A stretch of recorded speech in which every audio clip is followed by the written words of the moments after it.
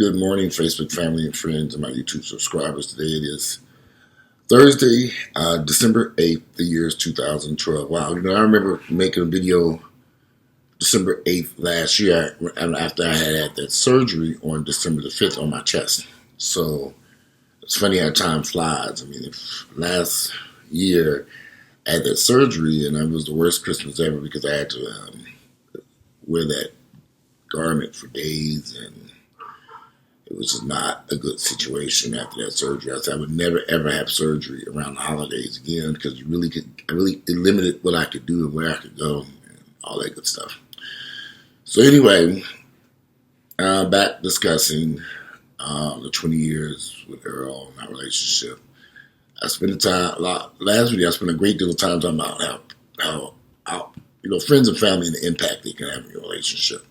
So now I'm going to spend some time talking about the two people who are in a relationship and how they are the captains of the ship, and they can decide if they're going to make the relationship work or they're going to crash the ship into the wall, so to speak. Regardless of what's going on around you, it takes two mature, intelligent, smart individuals to make a relationship work. And if you're not smart enough, if you're not a smart person, if you're not a smart, intelligent thinker, it's going to be very complicated to make any relationship work because you're dealing with another human being. So I learned very early on in Earl's and our relationship that I would have to be the person to keep the peace. To be honest, I became the glue that kept the relationship together.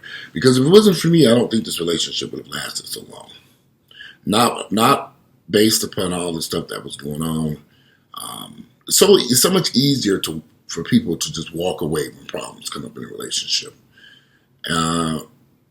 It becomes easy because it's just like you have a car, you love the car's working fine. All of a sudden, the car begins to have issues. So most people will say, forget this car, I'm going to trade this car and give me another car. Or you can try to, if you really love the car, you say, and you want to keep it, you go fix the problems. So for some people in a relationship, they run into a problem, they immediately trade it in and go get another relationship. But that's why relationships don't last, because you need to build something with each other. One thing I wanted to do with Earl and I, as I kept telling him from when I met him, if we're going to do this construction company, we're going to be building and renovating houses. It's something that we're going to do together as a team because it benefits the both of us and it brings financial wealth into our household. This is very important. If you want a long-term relationship with the person you love and you want it to last, you two need to be on the same page financially. And what I mean by that is, you don't have to make the same amount of money. You got to have some type of goals as a couple. And we had a goal that we wanted this construction company with, which, let me tell y'all something now. Everybody said that it was going to fail. When we first started renovating houses, our own friends came over there, they'll never sell these houses. So it was us against the world in so many ways. Because we didn't have people who believed in what we were doing. They didn't like what we were doing. They weren't going to support what we were doing. They weren't, so us going into the construction business was a huge risk. It was a huge risk that had to be done. Earl got him a real estate license. I went out and worked on the houses with the workers and the crews. And this was a very time-consuming process. I knew a little bit about construction, not a lot. I learned a lot. I didn't know anything about getting permits. It was all trial and error. And there's nothing wrong with going through that. And some of those things were kind of costly. We made some costly mistakes. But we corrected it and we kept going. But we didn't have that fear. See, I'm not afraid of nothing. That's why I look at people and I say, why don't you start a business? I don't know. Because they're afraid that their business is going to fail. They're afraid they're not going to be able to succeed. They're afraid. They have all this fear. I didn't have any. None at all. And all them naysayers that were circling us like vultures, I didn't pay them fools no attention. I kept moving forward. Because not only did family members not help, none of those friends jumped in there until people only showed up when they were in a dire situation. That's when they would show up to help. I mean dire. Facing eviction. One of my friends, I begged him for years to help me. It wasn't until he had got in trouble. Well, let me restate this. One of my good friends, but very creative person, I would constantly ask him to help me with these houses. He was consistently saying no. He would not help me because he said he wasn't interested.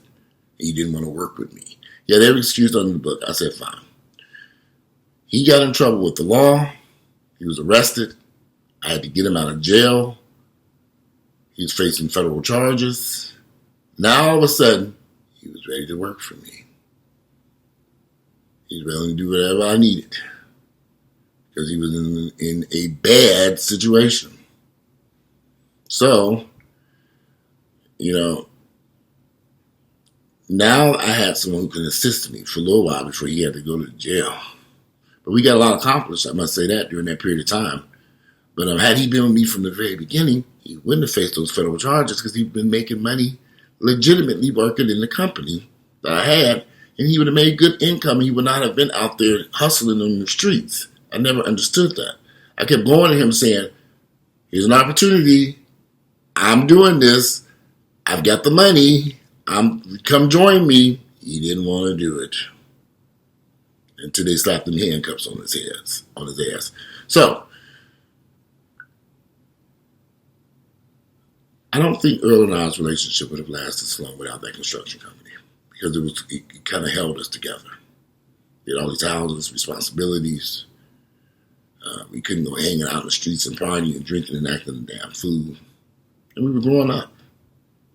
I look at these young men now in their late 20s and early 30s. I mean, we started that shit in 98. Really before that. And by the time I turned 30, we were working on... So I remember when I turned 30 years of age now. I was young and stupid. For my 30th birthday, I went out about $100 and something thousand Mercedes-Benz S-Class for my 30th birthday. Now I'm looking at people for their 30th birthday, they can barely pay their goddamn rent. What happened? Well, what happened is very simple. If you're not out there trying to create your own business and create your own wealth and create your own opportunities, you're going to starve. I don't believe in filling out job applications, going around begging folks for a job. Create your own job and opportunities. I was a convicted felon. What good would it do me to go around telling people, "Could you give me a job, please? Will you please hire me? Boo, I need an income." For what? So they can say, "Oh, pull that record and say, no, get your ass out of here." I created my own income. Buying raggedy, termite-infested, nasty houses. I remember taking some friends out with me one day. I was out house hunting. Oh my God, these houses are so ugly. So don't buy these houses so raggedy. I'm like, what? See, I had vision. I could look at a raggedy house and say, "Oh, it's going to be nice." They didn't. So I learned, don't take them sissies out house hunting with me. Leave them ignorant bitches at home watching TV. So they don't understand what I'm trying to do. Oh, these houses are ugly. This is hideous. I would never buy this house. Then after the house was renovated, you're like, wow. I never thought this house would look like this. This is beautiful. Now you'll never sell it. Nobody's going to buy it. It was so much that. And see, if you're not a strong person, and some people don't like what I'm about to say, but this is a black thing. This is a black thing. We are so negative about people who are willing to take that risk to open a restaurant, open a clothing store, open an insurance agency, open a construction company. Instead of us standing by them, we criticizing them. Oh, his customer service sucks. Because of jealousy, envy, and hate that rules the entire black community, gay and straight. Open up a business and see how many of your friends and family and people of your community come and support you. Good luck. going to take a lot of work to get them niggas to come in there and spend some money at your black-owned business. It's going to take a lot of work to get you to get other black people to come and spend money at a business owned by a black person. I've seen this. We couldn't sell our houses to black people. I tried. They didn't want them. I said, I'm not wasting my time with these black folks. They don't want these houses. If they do want them, they want it for nothing. I couldn't sell to black folks. I had to go someplace else. I had to find some white people. So the vast majority of the homes that we renovated and sold were sold to white people and here's the funny part. So the white folks bought the house. Most of them didn't know we renovated it. They thought we were just workers. We had to hide the fact that we actually owned and renovated the house. They didn't find out that after the fact that after the house is closed. We would go to the closing table and sign our documents first. Or wait till after they sign and then go sign our stuff. And then afterwards, they would be like, oh, you own the house. Mm-hmm. I'm not stupid. You don't see me running around here with a black flag on one of these houses talking about Black Lives Matter. We renovated this house. No, sir. I know how to work under the radar. Something black folks don't know how to do. And that's how we had such great success. I said, we're going to work under the radar. We're going to renovate and sell these houses. They don't need to know we did it. You got niggas hating on one side, white folks presence on the other side. I had time for the foolishness. I was trying to make money. We sold all those houses. Every last one of them. Every house we renovated, we sold. Against the naysayers. And they were some naysayers. And I kind of wish I really regret I allowed people I was so close to, friends that I thought, to taint Earl's and our relationship with their hateful ways. Those people, when you realize, what Angela Bayer, she said, when people show you who they are, Angela, I forget her name.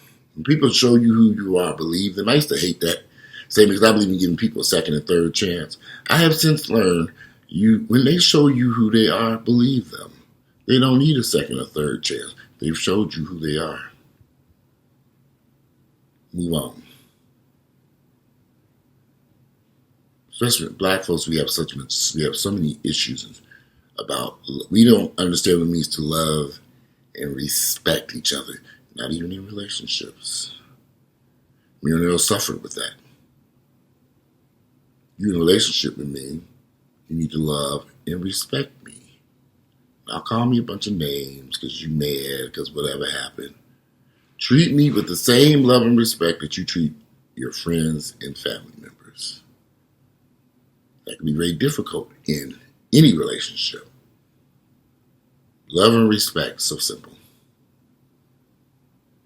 If you can treat your partner, husband, wife, boyfriend, girlfriend with just the simple rules of love and respect, it will go a long way to helping your relationship to be successful. It's very simple. Love me. Respect me. I'll love you, and I'll respect you too. But black folks can't do that. We too busy trying to tear each other apart and harm each other. Even in a relationship. So I'll go more in detail about the love and respect part about making relationships work. Because relationships can't work without love and respect. It just won't happen. If you don't have love and respect for each other, the relationships will crash and burn. It just is not going to happen. But anyway, today it is Thursday, December 8th. It is cold outside. You see, I got this turtleneck on. Tomorrow's supposed to be even more colder. Freezing cold. So I got the heat on in here. I'm drinking this coffee. But tomorrow is supposed to get even more colder, so I'm going to make some oatmeal and egg whites, and I got a bunch of stuff to do. I have a doctor's appointment today. That's why I cut this video short, so I can get showered and get dressed and get over to his doctor's office and stare at their faces. Mr. Hampton, thank you. You know, do your appointments at 1 o'clock, and you don't get to get seen at about 2:30. Prayerfully, I won't have that problem at this office because there's some white folks. But this is my first time going over there, so I don't know how long this is going to take. Hopefully, exactly, I'm going to get in and out of there before that traffic hits. If you like my videos, click like, share them with family members. Don't be afraid to share these videos with people. Share them. Share the videos. Take the link, share them with anybody you know. Because I'm glad I'm enjoying this conversation. But like I said, tomorrow I'm going to do, or later on today, I doubt it will be happening later on today. But I'm going to do the love and respect video about Earl. Because that was our key problem in our relationship, having love and respect for one another. No relationship can survive without love and respect. So, anyway, y'all go on out there and enjoy your Thursday. I'm about to get out of here. I'm out. I'll see you tomorrow.